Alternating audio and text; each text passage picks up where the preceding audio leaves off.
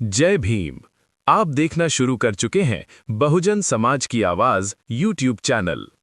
कांशीराम ने की थी 100 पत्र पत्रिकाओं की कल्पना। एडवोकेट राम घोबरागड़े जी कहते हैं, कांशीराम जी से मेरी पहली मुलाकात 21 अगस्त 1977 को बामसेफ के तात्कालीन केंद्रीय कार्यालय करोल बाग के करेगरपुरा के मकान में हुई थी। उसके पश्चात उनसे मेरी दूसरी मुलाकात ठीक 10 दिन के बाद हुई। ये दो दौर था जब कांशीराम जी को जानने और पहचानने वाले लोग नहीं के बराबर थे। इस बीच बामसेफ की संकल्पना मूर्त रूप ले चुकी थी। बामसेफ के 3 दिवसीय 6 और 8 दिसंबर राष्ट्रीय अधिवेशन बर्थ ऑफ बामसेफ दिल्ली के प्रसिद्ध बोट क्लब मैदान पर आयोजित किया गया था। बामसेफ के इस 3 दिवसीय अधिवेशन में रोज हजारों की भीड़ इकट्ठा हो रही थी। इस अधिवेशन को तात्कालीन सांसद खुर्शीद आलम खान, के कुसुम कृष्णमूर्ति आंध्र प्रदेश, रामलाल कुरील, SD सिंह चौरसिया आदि कई नेताओं ने संबोधित किया। दिल्ली में उस समय इतना बड़ा विशाल कार्यक्रम किसी और स्थान पर नहीं हुआ था, परंतु फिर भी समाचार पत्रों ने इस कार्यक्रम का समाचार प्रकाशित नहीं किया। हमें बड़ा आश्चर्य हुआ कि देश की राजधानी में आयोजित इस विशाल कार्यक्रम की खबर अखबारों ने क्यों नहीं प्रकाशित की, जबकि साधु संतों से लेकर बलात्कार के समाचार तक आए दिन समाचार पत्रों ने प्रकाशित होते रहते हैं। मैंने कांशीराम जी से कहा कि हम प्रेस कॉन्फ्रेंस करेंगे और पत्रकारों को अधिवेशन की जानकारी देंगे। कांशीराम जी ने मुझे बहुत समझाने का प्रयास किया कि इसका कोई लाभ होने वाला नहीं है। उन्होंने कहा था कि इस देश का मीडिया ब्राह्मणवादी लोगों के हाथ में है और उसका संचालन इस देश के पूंजीपति बनिया लोग करते हैं, इसलिए वे उन्हीं समाचारों को प्रकाशित करेंगे जो उनके हित में हो, क्योंकि देश के दलितों का संगठित होना उनके हित में नहीं हो सकता। लेकिन मैं लगातार उनसे आग्रह करता रहा। अंत में उन्होंने मेरा आग्रह मानकर प्रेस कॉन्फ्रेंस के लिए हामी भर दी। बोट क्लब के निकट ही प्रेस क्लब ऑफ इंडिया है, जहां दिल्ली के पत्रकार का जमघट हमेशा बना रहता है।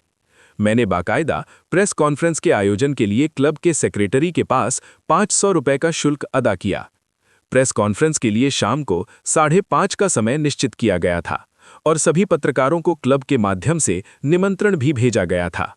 शाम को ठीक 5 बजे मैं और कांशीराम जी प्रेस क्लब पहुंचे, बैठने की व्यवस्था का निरीक्षण किया और पत्रकारों के आने की प्रतीक्षा करने लगे। 1 घंटा बीत गया, 1.5 घंटा बीत गया और 7 बज गए, लेकिन एक भी पत्रकार नहीं पहुंचा। वैसे तो हर शाम को वहां खाने पीने और बतकही करने के लिए पत्रकारों का जमघट लगा रहता था, लेकिन उस दिन वहां एक भी पत्रकार नहीं पहुंचा था।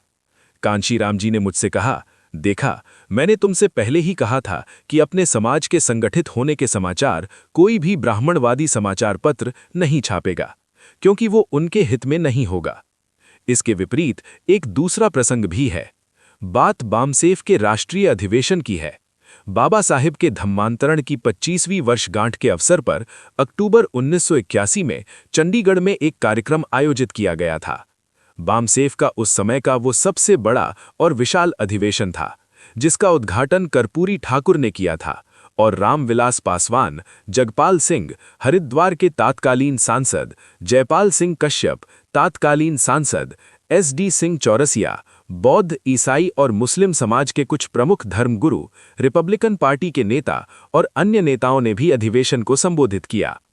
1978 के नई दिल्ली के हमारे बुरे अनुभव के कारण हमने चंडीगढ़ के अधिवेशन के लिए प्रेस को आमंत्रित न करने का निर्णय लिया था, परंतु अधिवेशन की विशालता को देखते हुए और हजारों लोगों का जमघट देखकर चंडीगढ़ के पत्रकारों ने तुरंत पंजाब यूनिट के बामसेफ अध्यक्ष सरदार तेजिंदर सिंह झल्ली से संपर्क किया और उनसे अनुरोध किया कि वे कांशीराम जी का साक्षात्कार करना चाहते हैं।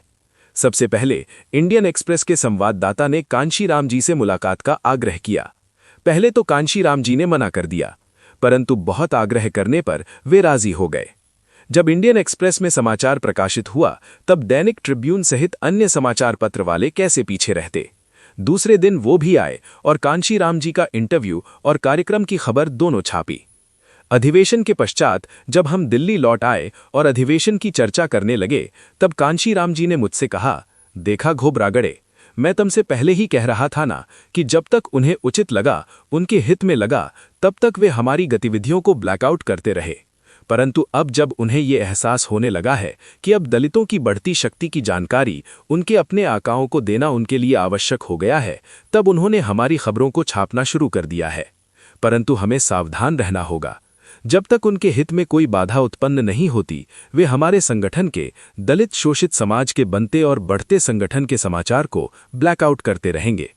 परंतु जब वे ये जान जाएंगे कि अब दलितों का संगठन शक्तिशाली होता जा रहा है और उनके लिए समस्या बन सकता है, तब वे हमारे समाज को ब्लैकमेल करेंगे। वे ब्लैकआउट और ब्लैकमेल के हथियारों से हमारे आंदोलन को कुचलने का प्रयास करेंगे। बाबा साहेब डॉक्टर आम्बेडकर के पश्चात दलित शोषित समाज के संगठन की संकल्पना करना, उसकी योजना बनाना और उसे मूर्त रूप देकर अंतिम छोर तक पहुंचाने की सोच और प्रयास अगर किसी ने किया है तो वो कांशी राम जी ने किया है। देश के भूगोल और जनसंख्या तथा विभिन्न जातियों का प्रतिशत आदि का उन्हें पूरा ज्ञान था। अगर मैं ये कहूं कि देश में बाबा साहिब के पश्चात संगठन की ऐसी सोच रखने वाला दूसरा कोई नेता नहीं था, तो ये अतिशयोक्ति नहीं होगी। केवल बहुजन समाज में ही नहीं, बल्कि अन्य राजनीतिक दलों में भी ऐसी सोच का एक भी नेता मुझे नजर नहीं आया। आरएसएस के अतिरिक्त समाचार पत्र और पत्रिकाओं की आंदोलन में कितना महत्व और उपयोगिता हो सकती है, ये बाबा साहेब के पश्चात केवल कांशी राम जी ही समझ सके थे। इसीलिए उन्होंने दी अप्रेस्ड इंडिया के अपने पहले ही संपादकीय में 55 दैनिक समाचार पत्र और पत्रिकाएं मिलाकर 100 से अधिक प्रकाशनों की बात कही थी। उनका ये निर्णय और ऐलान तब का था जब बामसेफ की जेब में फूटी कौड़ी भी नहीं थी और पत्रिकाओं को चलाने के लिए प्रशिक्षित पत्रकार भी नहीं थे। उनके इस साहस और सोच की मैं आज भी तारीफ करता हूं। परंतु ऐलान करना और उसको अमली जामा पहनाना दो अलग बातें हैं। उत्तर प्रदेश में राजनीतिक सत्ता की प्राप्ति के पश्चात और हजारों करोड़ों रुपए की उपलब्धि के पश्चात भी वे अपनी योजना के मुताबिक दैनिक समाचार पत्र नहीं चला सके। ये दलित शोषित समाज के लिए दुर्भाग्य की बात रही। हालांकि उन्होंने इस दिशा में कोशिश तो की, परंतु उन्होंने समाचार पत्र और पत्रिकाओं को चलाने के लिए एक भी कार्यकर्ता नहीं मिल सका और उनका 55 दैनिक समाचार पत्रों को चलाने का सपना, ऐलान अधूरा ही रह गया। वीडियो पसंद आए तो लाइक करें और किसी भी प्रकार की त्रुटि हो तो कमेंट में जरूर बताएं।